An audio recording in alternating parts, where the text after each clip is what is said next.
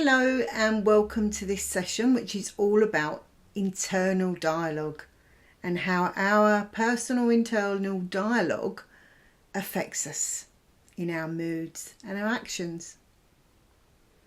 So we finished the last session talking a little bit about the psychosomatic effects of our thoughts and how it can lead to a somatic effect in our bodies, whether it's positive or negative. And that leads nicely on to this session because they're similar in many ways. But the internal dialogue is about what we're thinking about ourselves inside. So we're thinking all the time about what's going on in the outside world and trying to process all of that. But how are we internally treating ourselves? We might not say these things out loud, but if you drop something, do you berate yourself? Oh, that's really stupid. That's really clumsy. Or do you laugh? Or do you just pick it up and say, oh, well, never mind? Because each of those will have a different effect on your mood and how you feel about yourself. So firstly, I want to look at positive internal dialogue. I can. I will. I have. They're all positive. Very uplifting. I'm going to do something. I can't. I won't. And I haven't. Not so good. It's all about what you haven't done. Simple words, but very, very powerful. And we're going to look at some examples to highlight what our internal dialogue can do and how we can change it for the better. I'm selfish could equal I don't care about anyone else. Well, I doubt that's true. I should have done could mean I didn't do something and now I regret it because I expected myself to do it. So we need to learn from it, accept it, do something about it now if we can, and or do it differently next time if it arises. I'll feel guilty if I don't.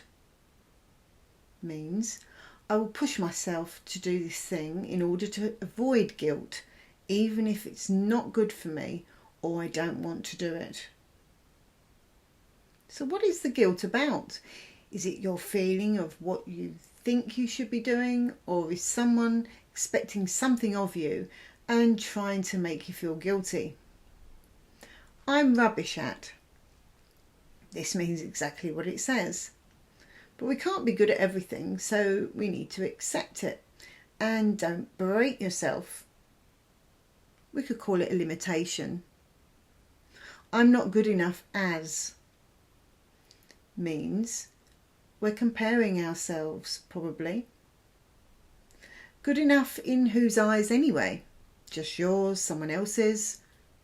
Is someone saying it to you, or are you just thinking it? If it's actually true, do something about it or accept it. Again, could be a limitation. I will fail equals no point trying as I'm a failure. So weigh it up. Is it worth trying or not? Don't set yourself up if you really think it's inevitable that you won't be able to do it. But if you don't know, why not try? There's as much risk in not trying something you want to try than there is in trying it.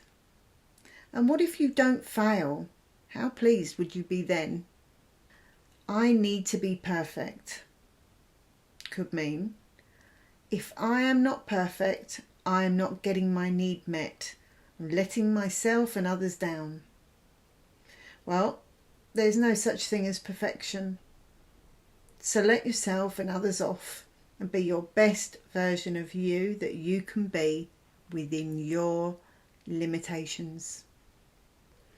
Next, I'd like to show you an example of what we might think and how that could lead to an emotion and feeling, and then on to making us behave or act in a certain way.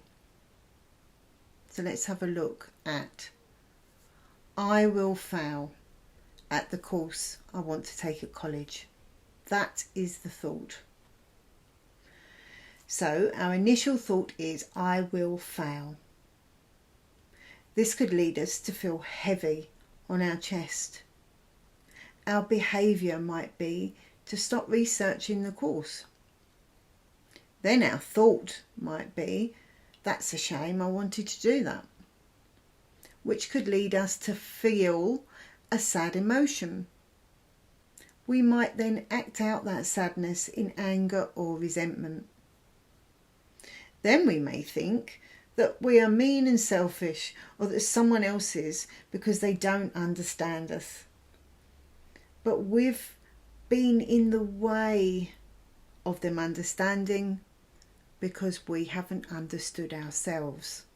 And if we do not understand ourselves, how can we expect anyone else to? Our communication won't be there. It won't be clear. So when we did the session on Who Am I? Did you come to any conclusions about yourself within that? Do you like yourself? Do you accept yourself?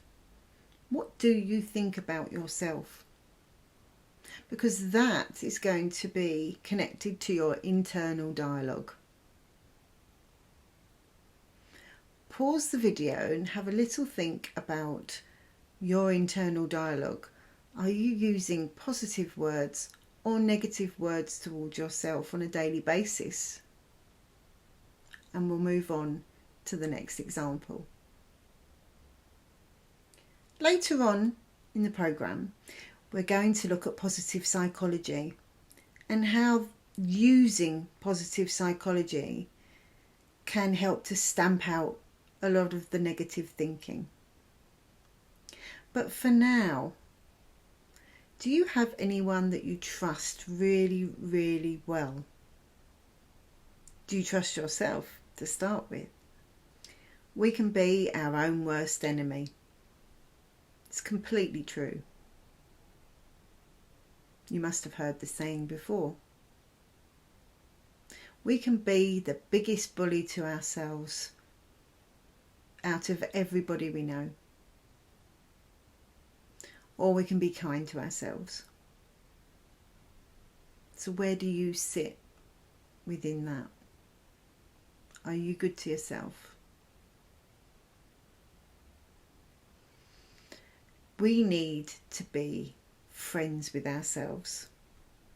And talking of friends, if you do have anyone that you completely trust well enough, you could do an exercise together where you write down everything you like about each other. And then you can have a look at what they've said about you and take that on board. See what you think of how you're viewed from the outside by someone you care about and someone that you trust. This will also highlight anything that you cannot quite accept. Finally, I'd like to leave you with a diagram. It just shows how a thought can lead to a feeling or emotion, and how the feelings and emotions can lead us to have a certain behaviour or action, and then how the behaviour and action can lead to another thought. And we can go round and round this cycle, and if it's negative, it can really spiral out of control and we can get anxious.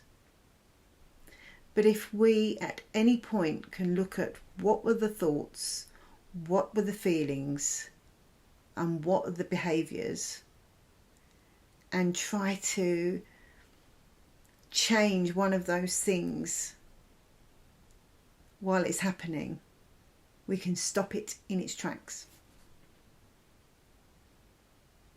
So I'll see you for the next session.